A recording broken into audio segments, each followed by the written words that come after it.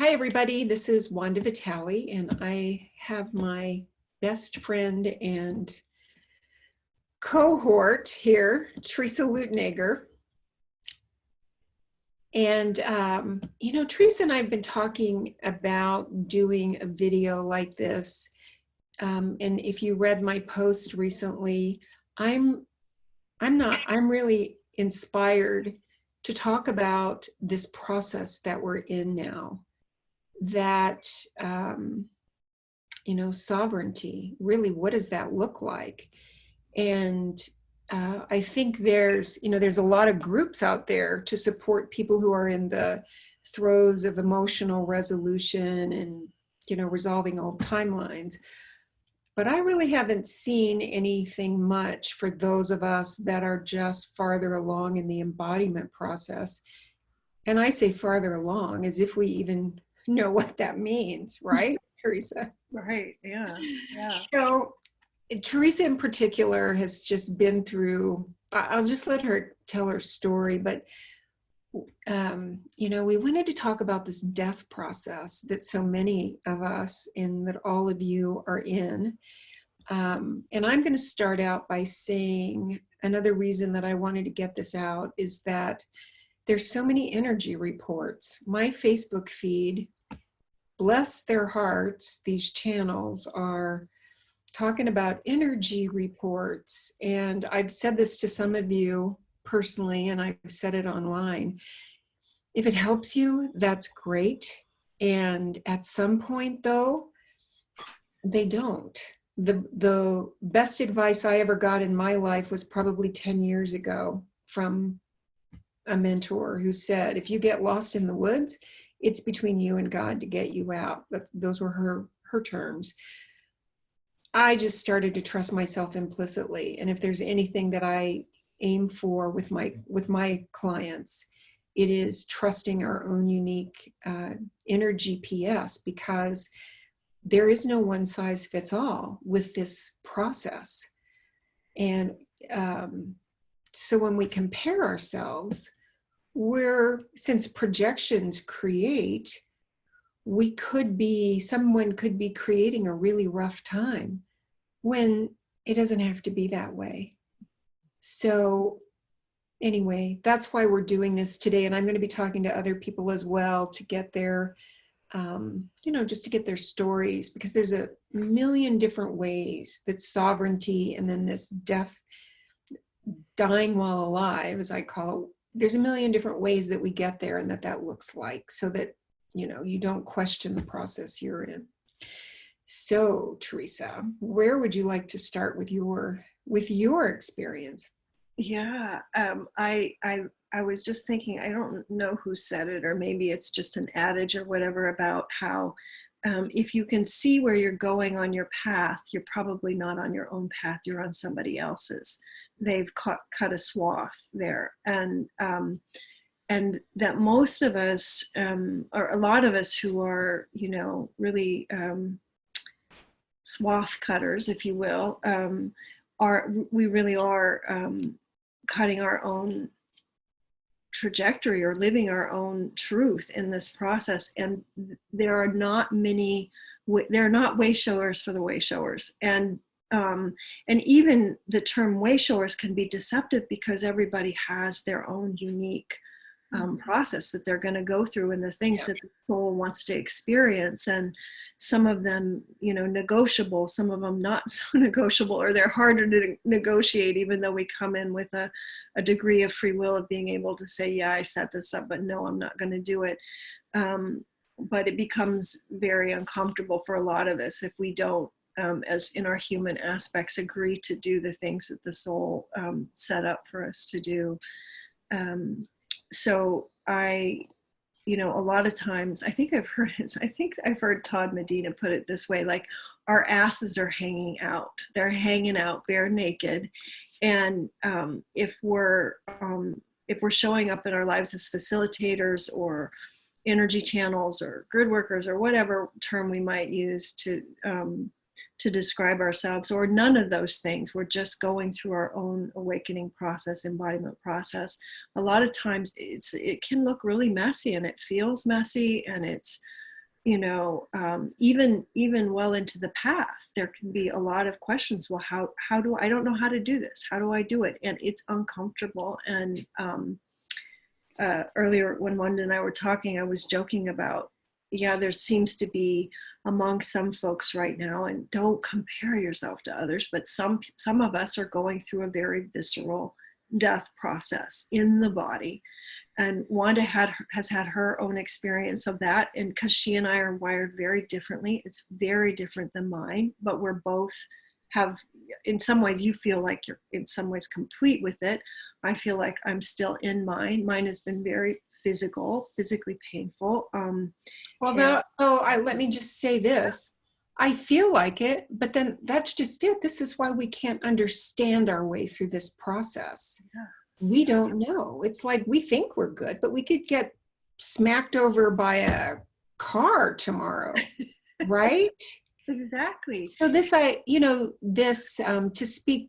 so there is this illusion of control that we have, and Theresa and I can tell everybody it is purely illusion. And some people would say I am cruel to say, stop it, just stop believing that you have any control. But Theresa, I've looked at your life over the last few years, and you're so stubborn, right? You're just so stubborn about, resisting things. And even when you give up the resistance, we have the only control we have, and this is what you and I have discovered, is how we choose to feel about something. That's it. That's all. That's it. Yeah. So, I guess I think as we're in this death process, whatever you want to call it, that's what I call it, death while we're alive, that we don't know what's going to happen. I could get taken out tomorrow and go into a coma. I mean, I don't know. I mean, I'm not saying that's going to happen, but I also have no fear. You also get to the point where fear just doesn't show up. No. Yeah. Even, a couple nights ago, some of the waves, I mean, any of you have been through this, some of the waves are so strong, particularly in the body, depending on what your experience of the body is. And this has happened to me over the years, where some of the energy waves can come in so big, you think, oh, I'm going to have a stroke, or I'm there. Okay, this is it. I'm going out. I'm not going to be able to stay in the body. And so those of us that have been in this process for a while, particularly if we feel a lot of the things in the body, I know several times I've come close. I feel like I've come very close to death, where the body just could not withstand the force of the transformation that was happening. And so, in some ways, a while ago, I made peace with that. Okay, it may be that I may not be able to stay in the body when certain upgrades or transformations happen. Even a couple nights ago, and I'm not scared of it anymore. I just automatically go into surrender. There are other things I fight in my life, but this is not one of them. And sometimes the waves come in and the body heats up so hot and fast. And, the thyroid might be fluttering in the cells. I can literally sometimes shake the bed when my body's vibrating with the upgrades, and a big wave hit and I laid down, and I thought, okay, this might be it. And in that moment, I saw the magnetics of my field collapse other waves. I felt that I was seeing acoustic waves collapse and heat waves collapse, and that they merged in the field. If you separate them out to different kinds of waves and particles, I felt like the field merged in a way I've never seen it happen. And then it completely went inverse. It went like into a black hole and collapsed. And I couldn't move. I literally couldn't move on the bed. So it's, and then I don't know if I passed out. I don't know what happened, but that's pretty standard stuff for a lot of us that have been going through embodiment for a number of years. So, yeah, there's not much holding on to anything. There isn't. I mean, No guarantees. No guarantees. Yeah. No, I mean, I think I just said to you last week, we really have two choices, really, when we're going through this, that we either can just say, okay, whatever, or we can kill ourselves, right? Really? I I mean, mean, we I hate laugh to say about it. that. We laugh about it, but it really boils down to those two choices. Yeah. We Yeah. can either bypass the process Yeah. and deal with that. And it feels to me as though if we bypass that, if that's the soul's, my aspects trajectory, then I'll still have to work it out. I mean, I believe that we still have to work this out, so. Yeah, I haven't found an escape hatch yet. No, or we would have found it by now, right? You and I would have found it a long time ago. Yeah. And I'm hearing, from other people that we know, like Vera Ingborg, and there's a bunch of people that we know that are going through this right now, and it's been messy.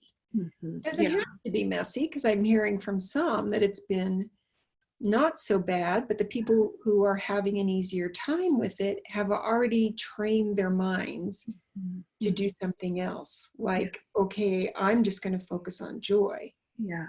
And it just could be their path this time to be that example for people, for others. Yeah. Yeah. Yeah. Yeah. And sometimes I'm not emotional right now. I'm pretty, very, very neutral these last week or so. Without attachment to anything or anybody, really. I feel very flat, almost anesthetized. But in general, I've been a feeler, an emotional person in my life. But so at different points, even those of us that know to choose joy, know to remind ourselves, or, not even remind ourselves in a mental way, but focus back in on the truth of our self as source.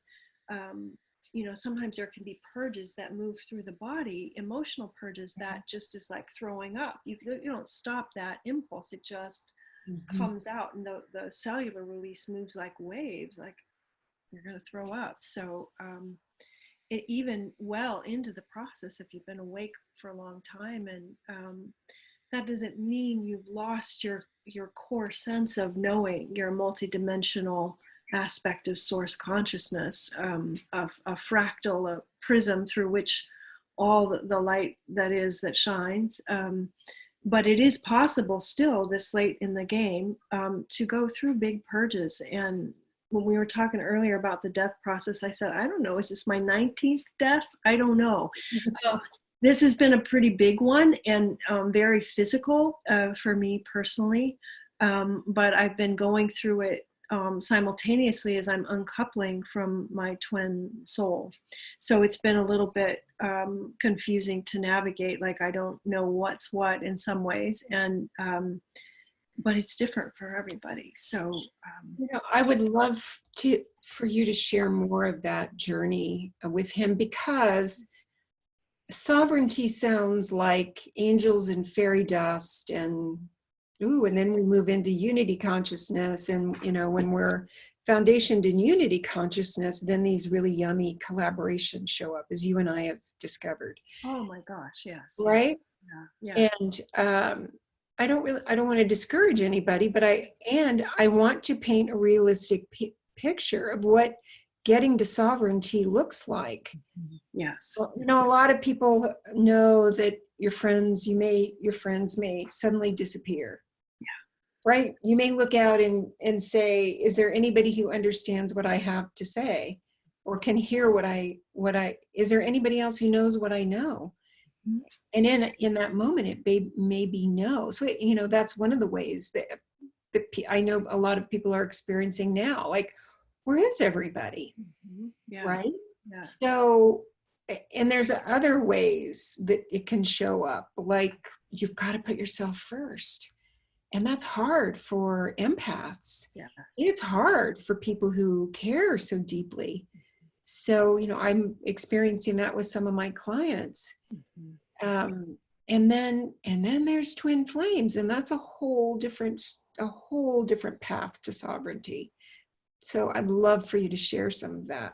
It is, and you know, and it overlaps with all of those things too, with learning to put the self first, and it's different. It's a little bit funky when your self is also in another body. When the soul, you're looking at your own soul in another body too. So which is self? So it's a particularly when you're empath and you feel everything, and you meet your twin and you feel his or her, you know, their every move, their thoughts, their, when you're that tuned in, it's a little bit, it's a whole another layer of lesson in sovereignty versus codependency. And but I did want to say today, when Wanda asked me to do this, as I've been going through this death process that a lot of you are going through, I've also been uncoupling from my twin very deliberately.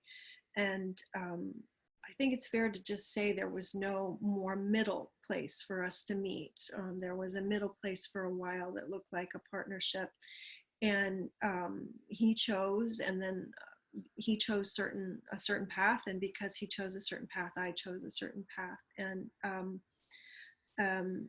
at different points in the twin flame process, and I hate that term, the magnetics of the merge is so intense that you're, you know, the natural inclination of the magnetics is to want those two people's physical fields and energetic fields to become one. And that's why you will see twin flames come together in a partnership, a marriage, whatever you want to call it. And it's a beautiful thing to witness, twins that come together. Coming together in a physical partnership does not guarantee that each being has released all of the old distorted separation patterning. I've seen twins come together in a physical relationship where they're both working through old distortions. But at any rate, I did want to talk about, for those of you who have met your twin and it didn't, you know, you may have desired physical union, you may have desired a partnership, and you gave it your best shot. At some point, it is possible to begin to disentangling, if you will. It's not the same as you can't cut cords. You can't, that's kind of an old energetic terminology. You can't ever stop being the same soul. So there's always that, on a certain level of reality, the soul is always in union. It's just this play of appearance. But in the physical, in two bodies, there is this experience of you're you and I'm me. And I just want to say to people who may have hit their limit, that it's an absolutely legitimate path to choose not to sacrifice yourself in order to come into physical union with your partner, meaning a physical partnership. And it is, it can also be your absolute highest path. And when you're in the merge process, it is impossible to imagine that you could ever separate out. And because I've been going through this the last month very intensely, and have come to a deep peace about it, I just wanted to say to folks who may be interested in that, it is quite possible. I've had a lot of support to do it. When I got very clear about what I needed to do, what was correct for me, there was no anger left, no, some anger at myself. That's not true. Not anger at him. There was anger at myself. Like, why did I set this up? Why did my soul create this experience? And I got to what that was about for me and what the gift was in for me. And once I got there, the rest of it, the sense of he's him and I'm me, and we're not one, dissolved. And that's been part of my death process in the last month or so. And so I just wanted to mention that. I don't feel like I need to go into details, except for I just want to put it out there for folks to just know. I know other women whose twin relationships have not come to what we would call physical union. And I've seen women particularly get stuck in this partial merging of the fields. Literally, the fields are functioning partially as one, and not know how to get themselves out of it. And so I want to just put that into the ethers to say this is quite possible in the process, and it can be still a very deep exploration with things to come out of with a lot of gratitude for. So So I just have to ask, and probably, other people are too. How did you know? I mean, I think I know when you hit the wall, because four of us were in Sedona when it hit, right? yeah. But how do people know? So when you're in the twin flame and you're holding on, and I know I've worked with people as well who are talking about the benefits of the relationship later. Yeah. And certainly I'm not an expert in twin flame relationships. You are. So how do you know? How do they know when you hit that line in the sand that says, so I have two questions. How do you know when you hit it? And then I'm wondering, with these changing magnetics, this is just what came through as I was listening to you, with this changing magnetics that we're in now, and magnetics really determines our reality, as my Zeta aspects are always telling me. But I'm just also then wondering if these changing magnetics are part of the trigger. I think so. Yeah. For them. Yeah. Couple things. I don't know what it takes for someone to decide I'm going to hang in there no matter what, and that's the correct decision for them versus, Right. I can only speak to my experience. I don't feel like I'm an expert. I just have lived my own experience. But I will say this, when I met my twin, I had a feeling that there was only a certain window of time. Either we were going to make it or we weren't. And I don't know if I ever even articulated that to anybody until maybe about 6 months ago, not even quite that long, when we hit another wall, or, he exploded and chose not to do the work with me from my perspective, but that's all legitimate. We get to decide how we do the work, and he would say that I haven't done some work too, so whatever. But at that point I knew, well, actually I heard very clearly during that particular rift from my guides, he's not going to make it with you, and let yourself grieve it. That was last September. And I did. I was pretty immobile for days, just like grief. And I was also exhausted from our retreat in Shasta and going through another big energy reset. But I couldn't quite believe it. And I still had hope. I felt like there was a chance for a Hail Mary pass. But I knew, and I didn't understand what we would be going through in this passageway since the new year, but I knew that it was a very small window for the Hail Mary pass for us to do this together on a certain timeline. And by the time you and I were in Sedona, and I had seen him a couple times in the fall, and again, I just thought, he can do it. He's going to choose this. And then it became very clear that that was not his choice to work on his own healing while I worked on mine. And I don't even like the word healing, but the release of the distorted patterning, and to do it in union. And also though, I knew in my body, you can't do this anymore, that I had given so much of myself. And in a lot of ways, the more feminine person in the partnership is the leader, and the masculine has to surrender to the feminine in the process of the twin flame union. And that is not what happened. But the feminine will hold space for a long time, while the masculine catches up in a sense. And so I knew I had, on many levels, could not do it anymore. And then by the time you and I were in Sedona, and there was another rift, a parent rift, I knew that I heard very clearly, you can't, to me, to Theresa, you can't keep holding on, or you will hold yourself back. Your own development will be held back. And I had tried to end the relationship prior to this, and the magnetics just kept kicking in. And it was like I hit this saturation point in my body, in my own field, and I literally couldn't go forward anymore. So something in me stopped me from the old patterning. And once I knew it and I felt it, it was a very different thing. It was not, the decision was not made out of trying to feel some sense of control. The decision was not made out of anger at him or anger at myself.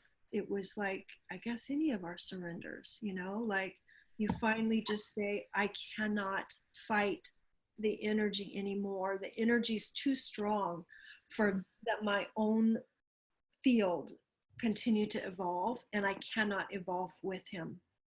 To stay with him, to keep trying it, this would actually thwart my own evolution.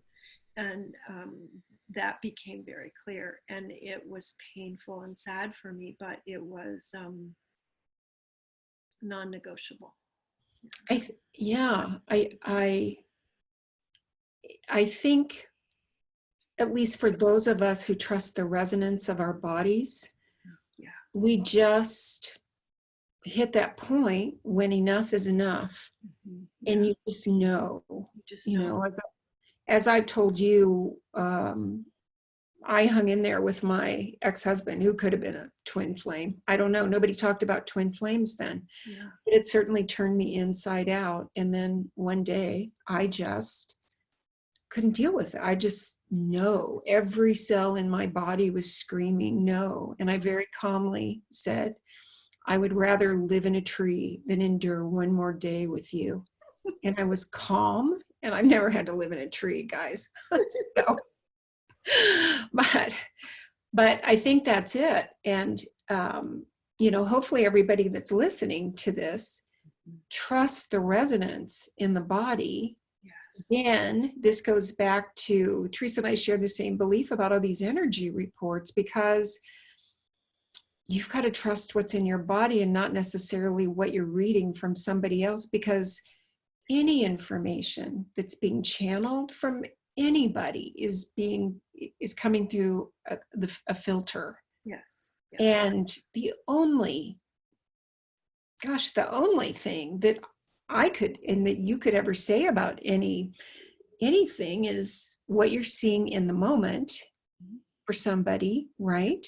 And knowing that everybody is multidimensional, made up of, I don't know how many aspects make us up, and free will kicks in, and we could change our mind every 2 seconds, or every second, probably.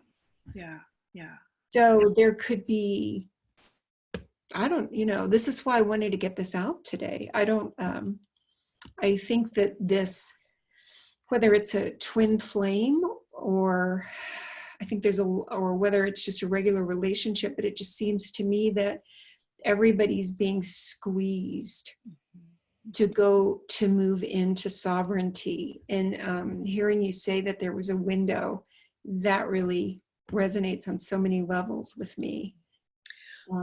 It wasn't like my guide said, the magnetics are going to change drastically starting around Christmas or whatever. But some part of me knew that. It wasn't like I literally got this intellectual message. I just knew the window was closing, and that it wasn't, I had to, almost like, I want to say, if there's a burning building or a relationship that's going up in flames or whatever, at some point you choose to save yourself.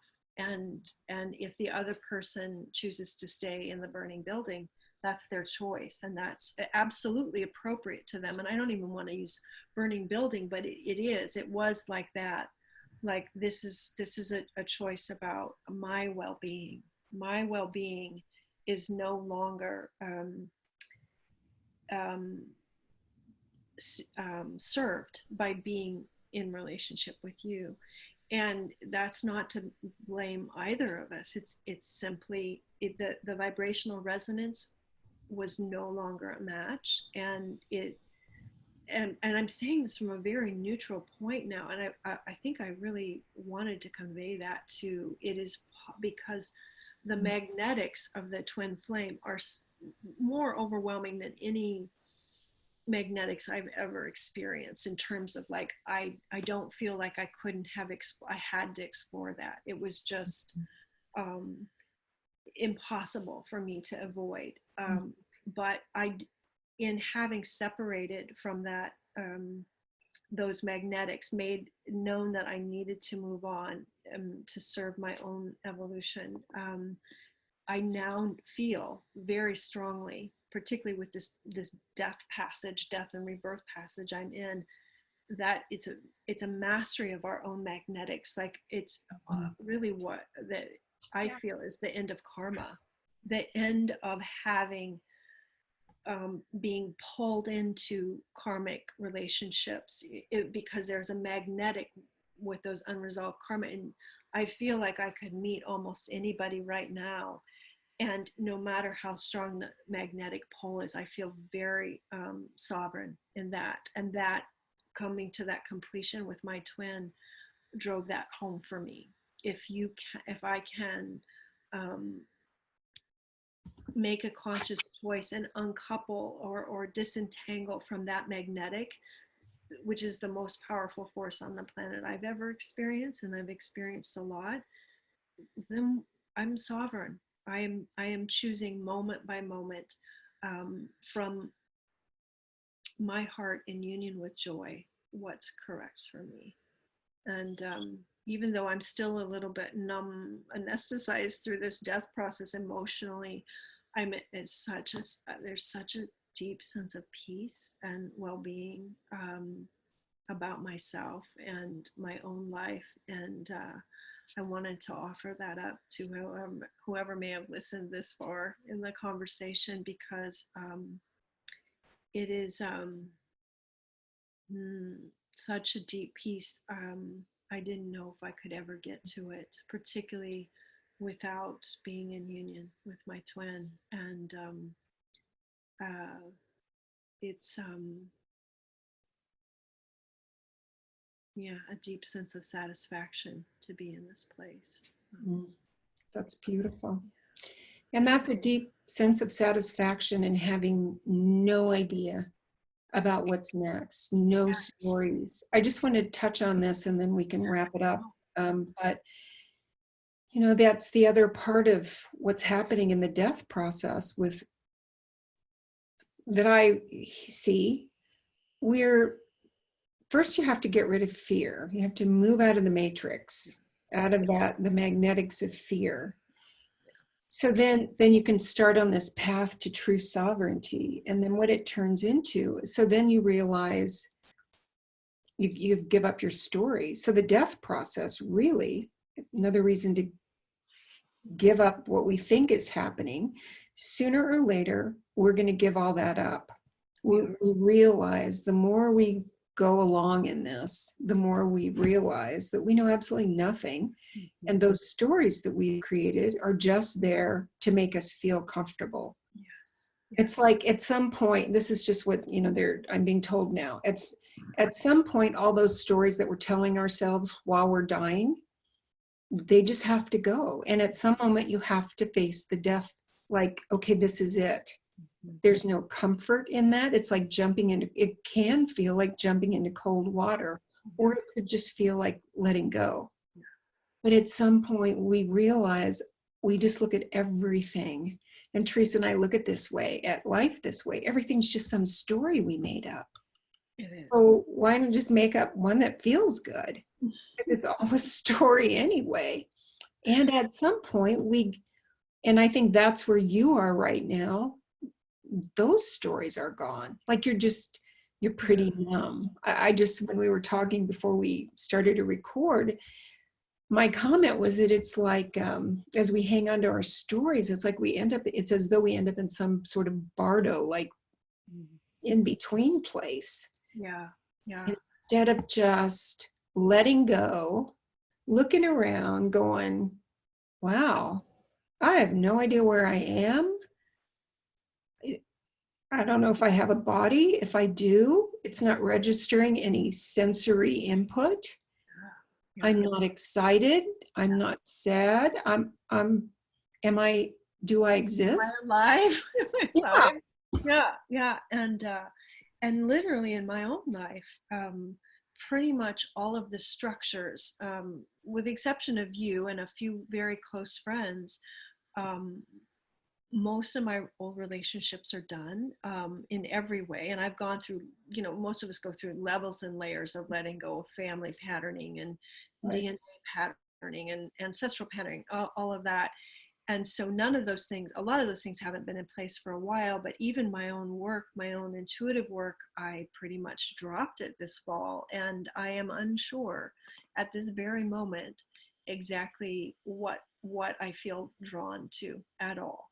Besides decorating houses, I make a joke out of that, but there's some part of me that can still feel a very small creative energy that wants to come through that way. But there's so little personally in my life tethering me here at all. And so I'm mildly curious about what will kick in. Most people traditionally did not go through these death reviews until they literally were dropping the body, right? That's the old 3D way, that literally people would not go through a death review until they were either, about to crash their car, or they were dying from cancer or whatever. Or had left the body. The soul had left the body, and then as the soul was exiting or hovering over the body, the soul experiences the complete life review. Well, for those of us in the embodiment path, we've been going through levels and layers of the death review for years. And it does get to a point where, if we are in relationship with anybody or anything, it's because the magnetics of that relationship, or that, even to a thing or a job or a task, the magnetics are in support of our evolution. There's in support of our highest vibration. And so it's hard to say what comes first, the thoughts or the magnetics go. And, but in the quantum field, we know that what we think imprints the magnetics, and then the magnetics also affect what we think. And so it's this kind of chicken or egg thing, but the only place we have control over is our thoughts and our feelings. And sometimes that's even tricky in itself, but that's it exactly. Well, we can control whether we loop or not. Yes, we can. Yeah, we can Really? interrupt the looping pattern. Yeah, and at some point I think we do have control, but it's, or much more control at least. So And that may show up as a feeling like you just don't give a shit anymore. yeah, yeah, You don't care, like whatever. yeah, no fucks to give. Yeah. And I think the thing you and I have found, the really beautiful, liberating part of that is really, neither of us give a fuck what anybody thinks about us, except for what I think about me and what you think about you. And we cherish each other's opinions, and but it's, ultimately respect each other's path. And that's where you get to in the sovereignty process, with even partnerships or very dear close friends. It's the only thing that matters is your own heart. That's it. That's it. And that, and when we're in alignment with that, then everything else is able to fall into place. And that doesn't mean a bunch of stuff doesn't go and you don't know what the hell's going on, because that's where I am right now, very much. Am I scared? Not one iota. Do I get frustrated sometimes? Yes. Do I get bored? Absolutely. But the process has its own timing. The death and rebirth has its own timing. And when you surrender to it, you're basically surrendering into the arms of the Divine Mother, into the arms of God, our God self. And that's a pretty beautiful place to be. And being held there, we don't need to understand anything. We just need to feel the perfection of the moment, even though we have no idea what's going on because the mind doesn't understand any of this stuff. You know, you're so fortunate because you're so clear as an intuitive and you see the magnetics. And you hear, I would love to be able to hear the way you do. I hear more now, and I do see magnetics. But we have no idea really what's going on. No. No. And God bless the intuitives who are out there saying that they do know what's going on. I just want to say, okay, and that may be true for them because they've declared it to be true. It may be true for them, but that's not my experience of how this works. Need to know basis and On everything. everything. And And yeah, some days we kick and scream, and as you said, some days we kick and scream, and some days I know for me, it's frustration that will show up, and then I have to calm myself down, right? So it's what I do know is it is a very complex process, and it is a process where we're tied into everybody else's field because everybody else is us. yeah. The finger may move and be frustrated with the toe that the toe's not moving yet. It's true. Right? Yeah. But really, we are one body, viscerally now experiencing its diversity. Yes. And motivations. Yeah. Because Yeah. the toe may be saying, I'm not moving. Yeah. Yeah. I'm not moving till I have to. Yeah. It's not time, right? I'm comfy. That's it. Yeah. So that's really, to me, that's the bigger picture of what we're going through right now. And a few people are, I want to say farther along, but that's not even a good way to put it. But a few people that we know are in a very similar place that you are, and it has been a long process of getting to some peace. Yes. Yeah. I do believe that you guys are the forerunners, and not everybody will go through this. And I may go through more layers of letting go, but I'm really peaceful in my life. But I had a lot of years of pure hell to get to this place of, I don't care. I just really don't even care anymore. Whatever. I'm already at, and I've been at whatever. Yes, whatever.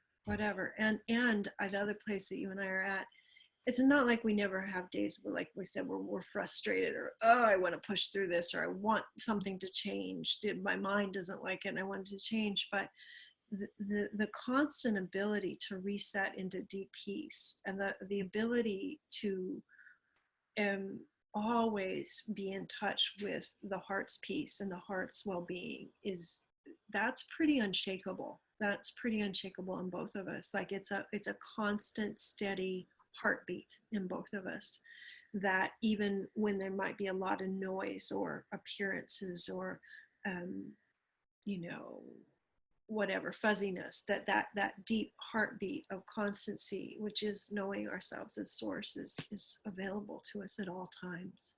Always. Yeah. Yeah. And that's what that's what everybody, I believe, will be, no matter what's going on in their lives. That's kind of the point, right? That really is the seed syllable of joy. That is it. It may be very quiet some days. It may be barely accessible, but that's the joy of the human experience. And it also could be very exuberant joy too. I certainly have days, you have days where there's exuberant joy, but that is the quiet joy that's always accessible to us, having gone through 19 deaths or and counting, whatever it is. So Exactly. yeah. Is there anything else that you'd like to share, Theresa? No, I just just to say to any of you who may be really hurting or frustrated right now, that there's always a way through, unless if that's the path for your soul to choose, is to check, to leave, to commit suicide, whatever. But in my experience, there's always a way through. And which is not to say not to get angry or not to have whatever feelings and let them come up and out, but sometimes it's the smallest adjustments that make the biggest difference. The decision in the moment to go outdoors and look at the grass or the trees, or it's a very, very simple kind of thing that has often been the shifting points for me. Luckily, I'm by the ocean right now and have been a lot over the last 6 years, but whatever it is that brings you some sense of awe or well-being, that life continues, that's there, always available to us. And and trust your own heart. I am being reminded of something that happened with Theresa and I when we did a road trip to Sedona. And it's something that I incorporated in the group, in the quantum mindset group that I'm doing. So, we're not our stories, we're beings of frequency, right? Joy is really, it's a frequency on the scale. Happiness is another frequency. Peace is another frequency. So while we may not be able to change what happens to us because it's so orchestrated to look under every rock in our field to see what we haven't integrated yet, really what we can do is come back to those moments when we celebrate ourselves. So something, and this works, right? This works. So, and this is thanks to Theresa on this. She did something and I just looked at her and said, or who one of us said. No, I'll say it's so funny because I have to pee a lot on road trips. And on the trip with Wanda, I didn't have to go that much. And I was going to say, we were talking about it, and I was going to say to her, I'm amazed I didn't have to go. And instead, somehow it came out, I'm amazing. I'm amazing because I didn't have to pee. So it could be that simple, right? Yeah. Yes. And I said this last night on the live stream that Peter and I did. We are amazing. When we get in our stories, we go, the mind loops into everything that's wrong and this could be different. But think of this. This is a projection. It's a hologram. Think of the complexity of that. Then we have these brains and eyes and these sensory systems in these holograms that take these particles with space in between them and turn it into form, right? It's just like smoke and mirrors. We're walking, talking, magical beings. Yes. So in the group, my last quantum mindset group, for a week, we had everybody just celebrate the littlest things. Like, did you just see, like to say to themselves, did you just see how I just walked through that door with ease and didn't fall down? I mean, we can walk in this with this hologram. Mm-hmm. So I would invite everybody, if you're hitting the bricks this week or going numb or wherever you are, gosh, celebrate this because you are amazing. Amazing. We can laugh at ourselves in this, right? And Theresa's amazing. So just try it. It's a good way. Even if you can't get outside, if the weather is bad or whatever, you can just notice that. Did you see how I just picked up that pen? Oh my gosh, I'm amazing. Do it for a week. It'll make a difference. It does make a difference. Everything is energy. All right, everybody. Thank you. Thanks for listening. Thanks for listening.